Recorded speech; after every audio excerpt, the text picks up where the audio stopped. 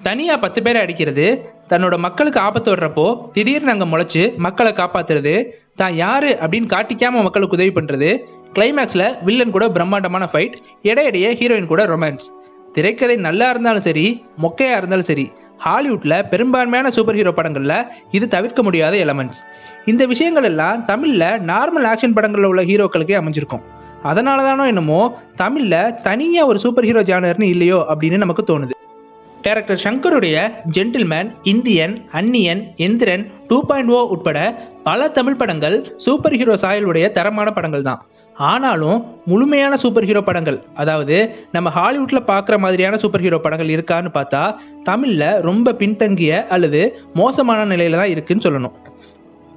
தமிழில் குறிப்பிடத்தகுந்த முயற்சிகள்னு சொல்லக்கூடிய சூப்பர் ஹீரோ படங்கள்னு பார்த்தா, அதாவது முகத்தை மறைச்சிக்கிட்டு மக்களுக்கு நல்லது பண்ணக்கூடிய சூப்பர் ஹீரோ படங்களா கந்தசாமி, முகமூடி, வேலாயுதம், ஹீரோ மாதிரியான படங்களை உதாரணமாக சொல்லலாம்.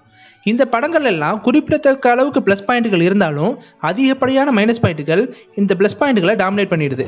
தமிழ் கடவுள் முருகனை இன்ஸ்பிரேஷனாக வச்சு ஒரு சூப்பர் ஹீரோ, குறிப்பாக சேவல் கெட்டப், சிபிஐ ஆஃபீஸர், கருப்பு பணம், நெகட்டிவ் ஷேட் உள்ள ஹீரோயின், கடவுளை பேச வச்ச கதை அப்படின்றதால மக்களோட நம்பிக்கையை யூஸ் பண்ணுறது அப்படின்ற பல தரமான ஐடியாலஜி உள்ள கந்தசாமி படத்தில் பல குறைகள் இருந்தாலும் லாஜிக் மிஸ்டேக்கை குறைக்கணும், நம்பகத்தன்மை அதிகரிக்கணும் அப்படின்றதுக்காக சூப்பர் ஹீரோ வர எல்லா காட்சிகளையும் அது எப்படி நடந்துச்சு அப்படிங்கிறத டீட்டெயில்டாக எக்ஸ்பிளைன் பண்ணியிருப்பாங்க. இந்த நேர்மை படத்தோட சுவாரஸ்யத்தை பெருமளவு குறைச்சிச்சு. படத்தில் உள்ள மற்ற குறைகள் எல்லாம் தவிர்த்துட்டு இதை முக்கியமாக சொல்கிறதுக்கு ஒரு காரணம், சூப்பர் ஹீரோ படங்களில் ஃபேண்டசி எலமெண்ட்ஸ் அப்படிங்கிறது ரொம்ப முக்கியம். லாஜிக் இருந்தாலும் ஃபேண்டசி எலமெண்ட்டை எப்படி மெயின்டைன் பண்ணணும் அப்படிங்கிறதுக்கு நோலனுடைய பேட்மேன் ட்ரையாலஜி ஒரு உதாரணம். அது மட்டும் இல்லாமல் ஒரு சூப்பர் ஹீரோ படத்துக்கு ஒரு சூப்பர் வில்லன் நிச்சயமாக தேவை. கந்தசாமி கதைக்கு நியாயம் சேர்க்க விதத்தில் வில்லன் அமைஞ்சிருந்தாலும் சூப்பர் ஹீரோ படத்துக்கு ஏற்ற பலமான அல்லது புத்திசாலியான வில்லன் இந்த படத்தில் இல்லை அப்படின்னு தான் சொல்லணும். முகமூடி படத்தை பற்றி அந்த படத்தோட டைரக்டர் மிஷ்கினே போதுன்ற அளவுக்கு டேமேஜ் பண்ணிக்கிட்டதால அதை பற்றி பெருசாக பேச வேண்டியதில்லை. இருந்தாலும் ஒரு ஸ்ட்ராங்கான வில்லன் இல்லாதது, ஒரு சூப்பர் ஹீரோக்கான தேவை இந்த கதையில் குறைவாக இருந்தது, தேவையே இல்லாத ஹீரோயின் திணிப்பு மற்றும் பாடல்கள் அப்படின்னு நிறைய உதாரணங்களை இந்த திரைக்கதையோட வீழ்ச்சிக்கு சொல்லிக்கிட்டே போகலாம். அடுத்ததா வேலாயுதம், ஹீரோ, இந்த 2 படங்களுக்குமே ஹீரோவுடைய இமேஜஸ் மட்டுமே போதும் அப்படின்றத நம்பி சூப்பர் ஹீரோன்ற கான்செப்டை திரைக்கதையில் சொருகியிருப்பாங்க. 2 படங்களுமே ஓரளவுக்கு வெற்றி படங்களாக இருந்தும் அந்த படங்கள் சூப்பர் ஹீரோ படங்களாக இல்லாமல் போனதுக்கு காரணம் பேசிக்காவே சூப்பர் ஹீரோ இமேஜில் இருந்து காஸ்டியூம் வரைக்கும் எதுவுமே அந்தந்த ஹீரோக்களுக்கு செட் ஆகாதது தான். மாஸ் ஹீரோக்கும் சூப்பர் ஹீரோக்கும் இடையே உள்ள தூரம் ரொம்ப பெருசு.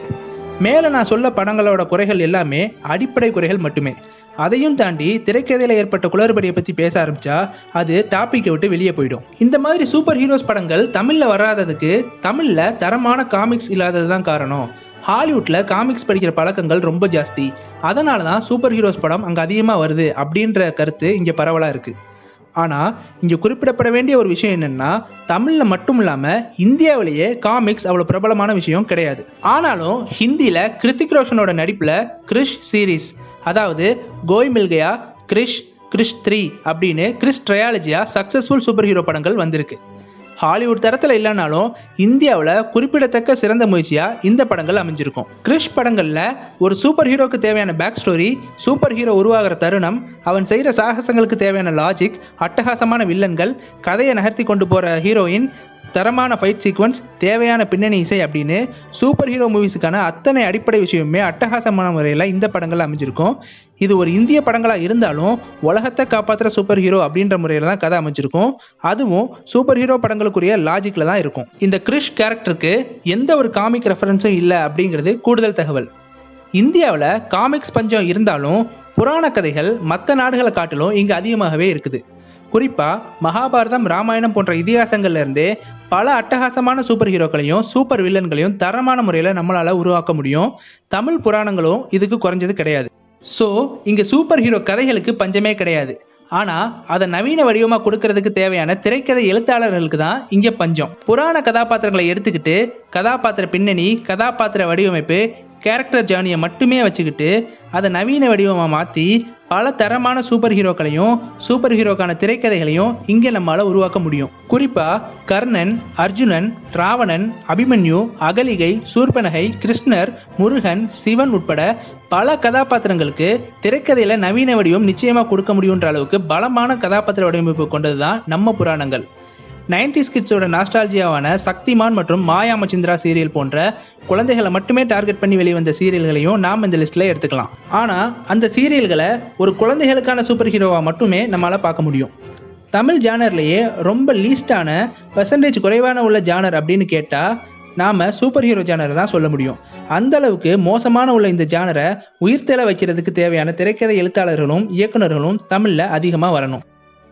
அப்போதான் உலகத்தரத்துக்கு சமமான தமிழ் சூப்பர் ஹீரோக்களை நம்மளால் உலாவ விட முடியும். நான் முன்னாடியே சொன்ன படங்களான கந்தசாமி, முகமூடி, வேலாயுதம், ஹீரோ படங்களில் உள்ள பாசிட்டிவ்ஸை மட்டும் எடுத்துக்கிட்டு நெகட்டிவை கட் பண்ணிவிட்டு அதை பேஸாக வச்சு ஒரு திரைக்கதை எழுதுறது மூலமாகவும் நல்ல சூப்பர் ஹீரோ படத்தை தமிழ் பட அளவில் நம்மளால் கொடுக்க முடியும். நமக்கெல்லாம் அந்நியம் அப்படின்னு ஒரு காலத்தில் கருதப்பட்ட சயின்ஸ் ஃபிக்ஷன், பிளாக் காமெடி, பாடல்கள் இல்லாத சினிமா, காமெடி இல்லாத சினிமா, ஏன் ஹீரோயினே இல்லாத சினிமா உட்பட பல விஷயங்கள் இந்த டைமில் தரமான முறையில் சாத்தியமாயிருக்கு.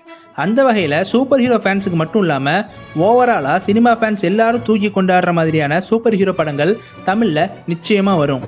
காமிக்ஸில் டாப் ஹீரோவாக இருந்து ஃபிலிமில் கோமா நிலையை அடைஞ்ச பேட்மேன் கேரக்டருக்கு எப்படி நோலன் ட்ரீட்மெண்ட் கொடுத்து உலகத்திலே தலை சிறந்த சூப்பர் ஹீரோவாக பேட்மேனை மாற்றினாரோ, அதே மாதிரி ஓவராலாக தமிழ் சினிமாவில் கோமா நிலையில் இருக்கிற சூப்பர் ஹீரோ ஜானரை ட்ரீட்மெண்ட் கொடுத்து மாற்றுறதுக்கு டேரக்டர்ஸ் கண்டிப்பாக வருவாங்க அப்படின்ற நம்பிக்கையில் இந்த வீடியோவை நான் முடிக்கிறேன். இப்போ வர்ற தமிழ் சினிமாவுக்கு ரிவ்யூஸ் கொடுக்குற ரிவ்யூவர்ஸ் மற்றும் ஜென்ரல் ஆடியன்ஸ்னு பெரும்பாலோர் லாஜிக் அப்படின்ற விஷயத்தை பற்றி பேசுகிறது ரொம்பவே அதிகமாகிடுச்சின்னு சொல்லலாம். எல்லா காலத்துலேயும் இந்த பிரச்சனை இருக்குன்னாலும் இந்த காலகட்டத்தில் விரல் நுனியில் உலக சினிமா வச்சுருக்கிற அட்வான்ஸ் ஆடியன்ஸுக்கு மத்தியில் இந்த கூக்குரல் அதிகமாகிட்டே இருக்குது. இதுக்கு அப்போஸ் பண்ணுறவங்களோட கருத்து என்னென்னா, உண்மையை அப்படியே எடுக்கிறதுக்கு டாக்குமெண்ட்ரி ஃபிலிம்ஸ் இருக்குது, ஒரு கமர்ஷியல் ஃபீச்சர் ஃபிலிமில் இது தேவையில்லை அப்படின்றது தான். ஆனாலும் இந்த லாஜிக் மிஸ்டேக் அல்லது லாஜிக்கே இல்லை அப்படின்லாம் பேசுகிறதுக்கு உண்மையிலேயே லாஜிக் இல்லாததான் காரணமானு பார்த்தா உண்மை வேறு மாதிரியாக இருக்குது. அதுக்கு பெஸ்ட்டு எக்ஸாம்பிள் சொல்லணும்னா இயக்குனர் மிஷ்கின் அவர்களுடைய பழைய நேர்காணலிருந்து ஆரம்பிக்கலாம். 2019 இயக்குனர் மிஷ்கின் இயக்கத்தில் வெளியான சைக்கோ படம் வழக்கமான மிஷ்கின் படத்துக்கு வர்ற பாசிட்டிவ் ரிவ்யூஸாக இல்லாமல் மிக்சடு ரிவ்யூஸாக இருந்துச்சு.